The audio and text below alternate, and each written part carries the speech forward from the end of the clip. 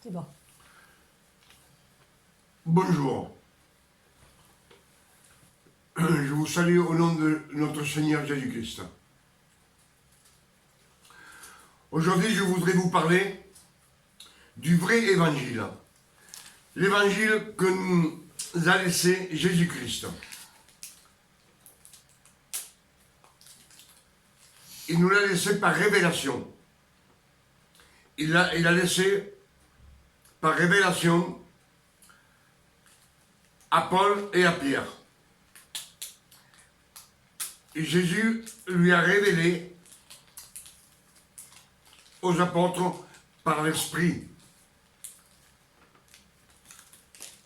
Ce que je vais vous dire ne vient pas de la chair, ni de Paul, ni de Pierre, mais par la révélation de Jésus-Christ, à travers le Saint-Esprit.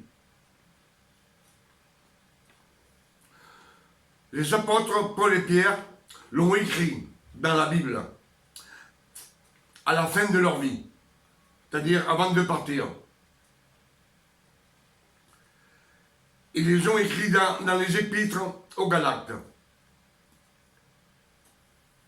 Ils ont laissé pour nous, pour la fin des temps. Ces écrits, ils les ont écrits pour nous, pour que nous puissions nous instruire des révélations.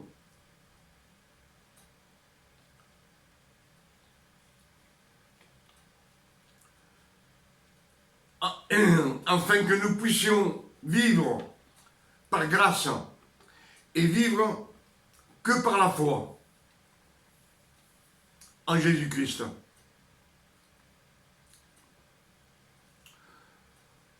Aujourd'hui, je vais vous parler aussi de la loi. La loi, c'est une malédiction. Le ministère de la loi est une malédiction. La lettre écrite sur la pierre tue. La lettre écrite sur la pierre, ce sont les 10 commandements. C'est bien spécifié dans les Écritures. La loi, ce n'est pas qu'elle soit mauvaise. Parce que la loi, c'est la sanctification de notre Seigneur Jésus-Christ, qu'il a accompli. C'est la sainteté de Dieu. Mais ce ministère de la loi, personne n'a pu les accomplir. Les 365 ordonnances qui disent « tu ne feras pas » et les 248 ordonnances qui disent « tu feras », un seul a pu les accomplir, c'est Jésus-Christ, notre Sauveur. Alors, si vous comprenez bien, c'est que la loi pour nous n'a aucun intérêt à suivre la loi, à faire des efforts. Car la loi nous a été donnée pour que nous reconnaissions que nous sommes tous pécheurs et que par nos efforts, notre bon comportement ou par nos bienfaits, on ne sera jamais justifié devant Dieu et que nous avons tous besoin d'un sauveur, c'est-à-dire de Jésus-Christ, car son sang pardonne tous les péchés par grâce.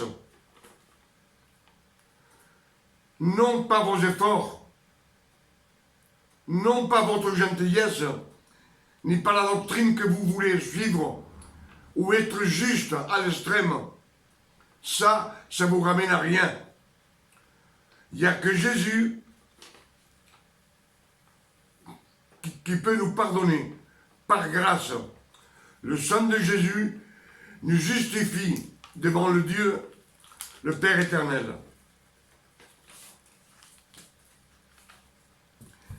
Galates 3, verset 10, dit ceci.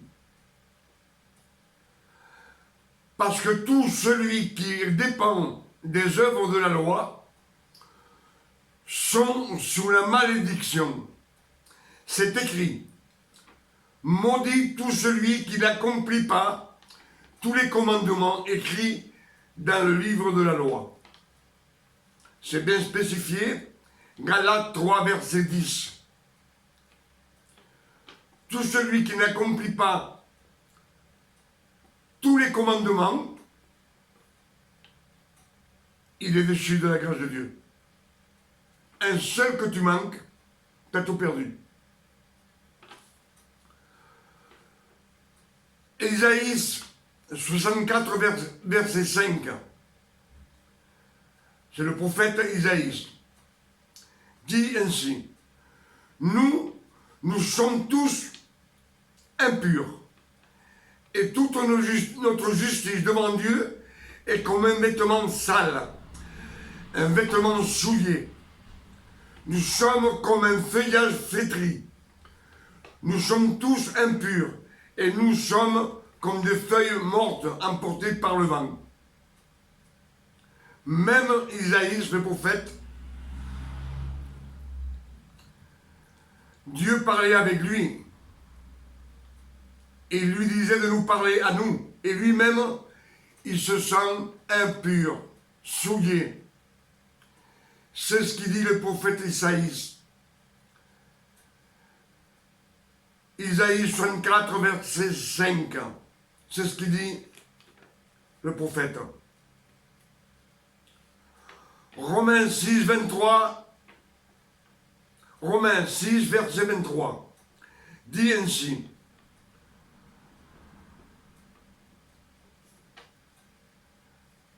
La paye du péché, c'est la mort. Mais ceux qui donnent la vie éternelle à notre Seigneur Jésus-Christ. La paye du péché, c'est la mort. Mais ce que Dieu donne, c'est la vie éternelle à notre Seigneur Jésus-Christ.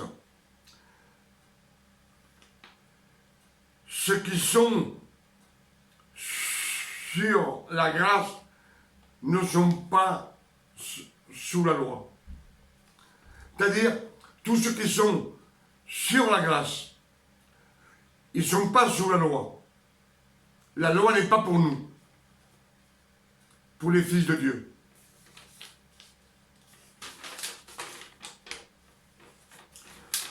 Romains 10, verset 3, dit ainsi, avec la loi, nous sommes ignorants de la justice de Dieu. Et on ne peut pas recevoir la gloire de Dieu, ni la justice par la foi. Parce que la justice, la foi et la grâce est un cadeau de Jésus-Christ qu'on ne peut pas gagner par nos efforts, ni par nos œuvres. C'est ce qu'il dit Romains 10, verset 3. La loi nous est ignorante de la justice de Dieu. Dans la loi, nous sommes ignorants de la justice de Dieu. C'est-à-dire qu'on n'a pas la grâce, ni la foi. On ne peut pas recevoir la justice de Dieu avec la loi. Même les Hébreux, les 12 tribus, ils n'ont jamais rien reçu de Dieu dans la loi.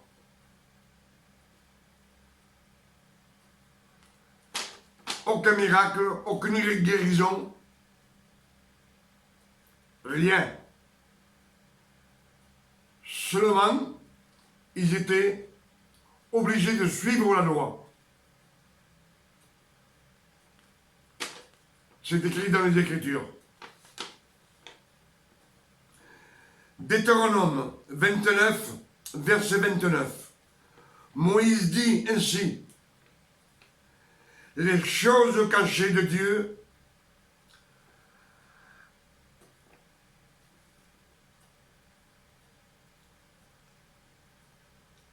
il les a cachés sont au Père éternel. Les choses que Dieu a cachées sont au Père éternel. Les révélations sont pour nous et pour nos enfants. Déjà à l'époque, Moïse reconnaissait que les révélations seraient pour le futur, non pour eux. Galates 5, verset 4, dit ainsi: vous qui cherchez la justification dans la loi, vous faites des efforts, des œuvres pour être justifiés devant Dieu. Vous êtes séparés de Christ. Vous êtes déchus de la gloire de Dieu. Galates 5, verset 4. Celui qui suit la loi est séparé de Christ. Il est déchu de la gloire de Dieu. C'est ce que dit Galates 5, verset 4.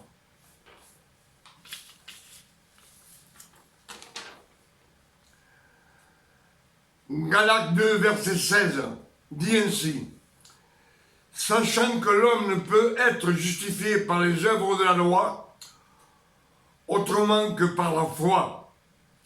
Nous avons cru dans la justice de notre Seigneur Jésus-Christ, et nous sommes justifiés devant Dieu par la foi, par la grâce de notre Seigneur Jésus-Christ.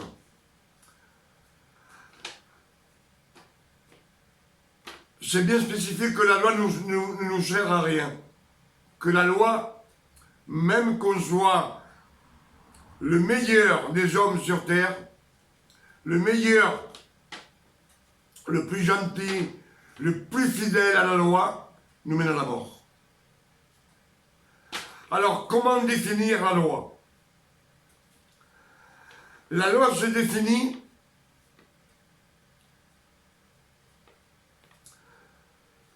de faire des travaux pour Dieu, homme ou femme, en cherchant à être agréable à Dieu, être esclave de la loi, en faisant des choses religieuses, en disant « je dois faire ceci, je dois faire cela » pour avoir la grâce de Dieu et pour mériter le royaume des cieux, en prêchant la loi, car la loi tue. Le ministère de la loi, c'est la mort. La loi et la mort vont ensemble.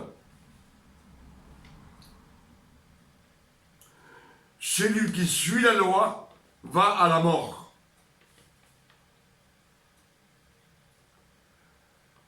Galates 3, Paul dit ainsi: la lettre gravée sur la pierre tue. La lettre gravée sur la pierre, ce sont les 10 commandements.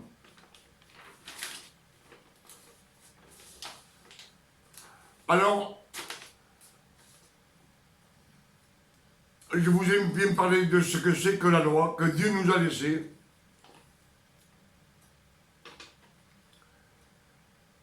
On est sorti d'Égypte, de l'esclavage, mais Dieu nous a menés dans le désert, dans la grâce. Et le peuple n'a pas voulu suivre les commandements de Dieu.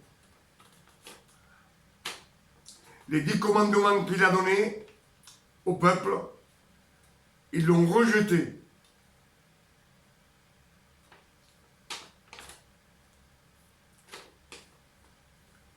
Et on a vécu sous l'esclavage de Dieu.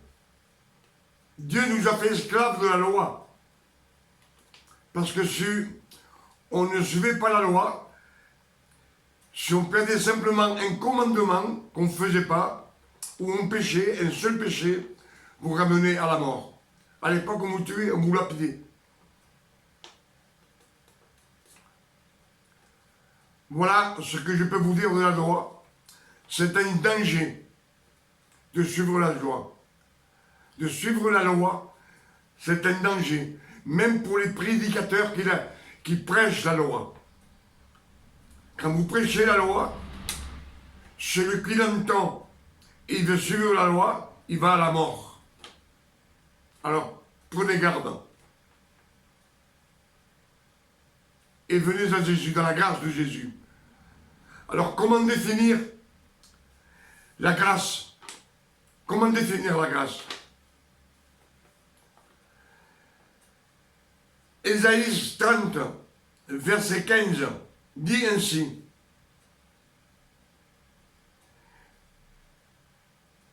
Et Dieu dit, c'est dans le calme et la confiance que sera votre repos.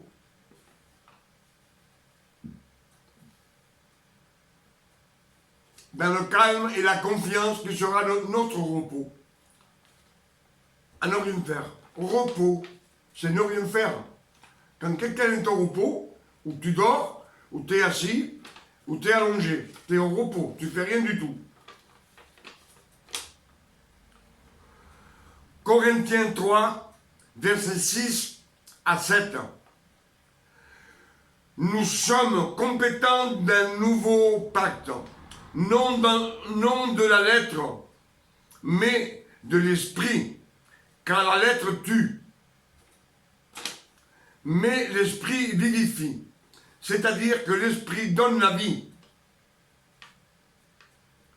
Dieu donne la vie. Dieu te donne la sainteté. Dieu te guérit par grâce. Dieu te donne la santé. Sur la terre, ici, là où on vit,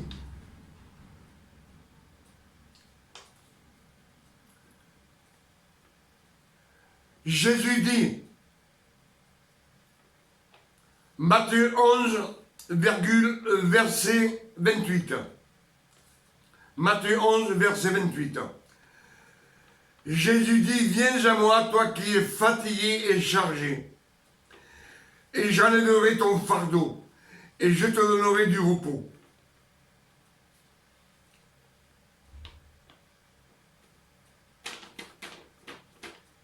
Il te dit de rien faire. Je te donnerai du repos. Et lui dit après, demande-moi tout ce que tu veux, que je te le donnerai. Sans effort, pas à genoux, pas en genant, sans rien faire, simplement lui demander. Comme on demande au Père. Père, j'ai besoin de ça. Alors, on peut définir la grâce comme Dieu travaillant pour nous. Dieu pourvoyant pour nous. Dieu nous donnant ce qu'on lui demande. Dieu préparant notre route de la journée si on lui demande. Pour qu'on ne trébuche pas. On peut demander à Dieu de préparer notre journée, de nettoyer notre chemin, pour qu'il n'y ait pas d'embûche, et de nous donner ce qu'on a besoin pour affronter le jour qu'on vit, parce qu'on vit au jour le jour. Demain, ça ne nous appartient pas. Et le passé, c'est le passé.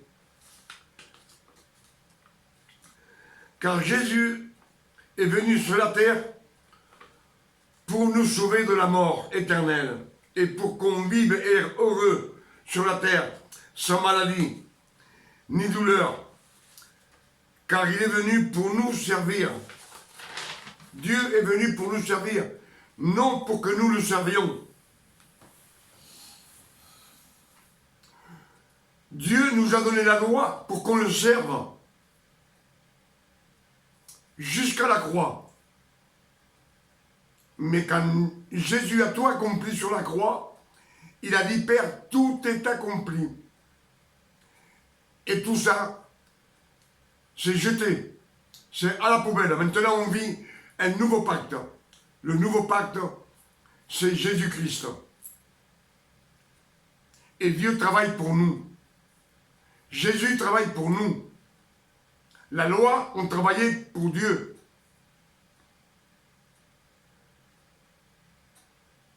Mais une loi est stricte.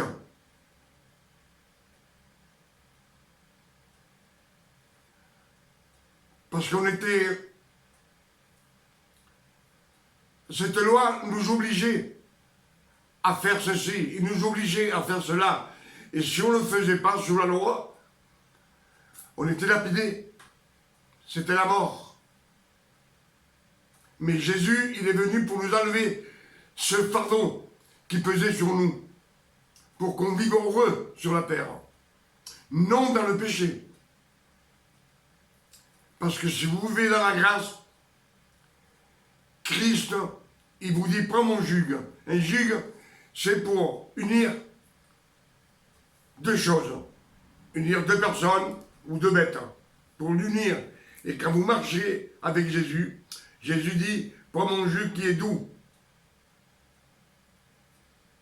Vous marcherez avec lui.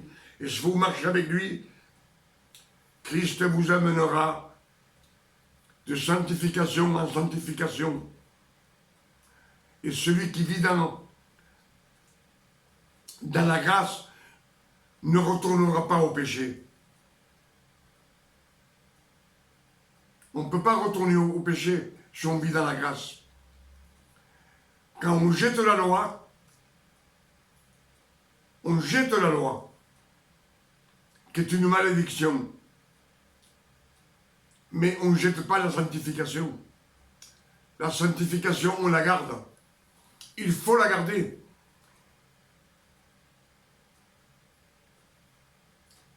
Même si on pêche, parce que Jésus, sur la croix, il a payé.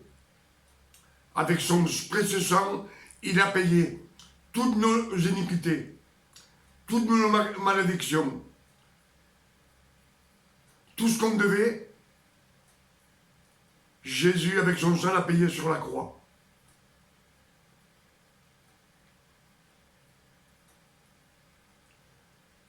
Mais en même temps, quand il a ressuscité, il nous a fait vivre, renaître de nouveau. C'est ce qu'il dit dans les Écritures. Quand il dit à Nicodème, il faut que tu renaisses de nouveau. Il faut renaître de nouveau. Renaître de nouveau, c'est jeter la loi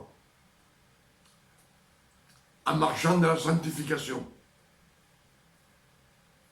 Et quand on pêche, on ne se met pas à genoux pour demander pardon. Parce que Dieu, Jésus, nous a déjà pardonné tous nos péchés, passés, présents et futurs. Dites simplement, Seigneur, je reconnais que j'ai péché, mais je te rends grâce pour cette œuvre que tu as faite au calvaire. Parce que tu as donné ton Fils unique sur la croix, par amour pour moi. Je te remercie, Seigneur. Car aujourd'hui, je suis pardonné. Je n'ai plus de péché dans mon corps. Je vous laisse avec ces quelques mots. Je pense que vous avez, c'est bien spécifié ce que je vous ai dit. Soit la loi, soit la grâce, on ne peut pas la mélanger. Si on prend un petit peu de nos coutumes, ce que je vous ai dit dernièrement, nous, dans les coutumes, nous, on dit la femme est interdite de porter des pantalons. C'est pas écrit dans la Bible. Un homme qui s'habille très bien, faut qu'il s'habille très bien pour aller devant le Seigneur. Nous sommes les enfants de Dieu. Et les enfants de Dieu vivent dans la grâce. Il n'y a aucun misérable dans la grâce de Dieu. Ni femme, ni homme. Ce qu'une femme doit faire, c'est de ne pas être trop décolletée, mais s'habiller le mieux qu'elle peut. Le contraire, c'est de la semence qu'on met de nos coutumes, de la semence du diable. Un peu de levure et ça fait monter la pâte. Et tout est perdu. Pas la peine une femme qui s'habille jusqu'aux chevilles. Pourquoi faire s'habiller jusqu'aux chevilles? Qu'elle s'habille décemment, mais pas propre, non. Quand on va devant le Seigneur, on s'habille le mieux qu'on peut. À l'époque, les hommes y mettaient même des pierres précieuses pour se présenter dans le temple, au tabernacle. Ne prenez pas vos coutumes avec la grâce de Dieu. Parce que si vous mélangez vos coutumes avec la grâce et la loi, tout ça, ça vous ramène à rien. Ça vous ramène, si déchu de la grâce de Dieu, comme c'est écrit dans les Écritures. Je vous laisse sur quelques mots et je vous dis à bientôt. Pardon. Que Dieu vous garde. Arrive au carré, rouge. Voilà. Allez, yo me visto. Dame un café. Me quito esto de aquí.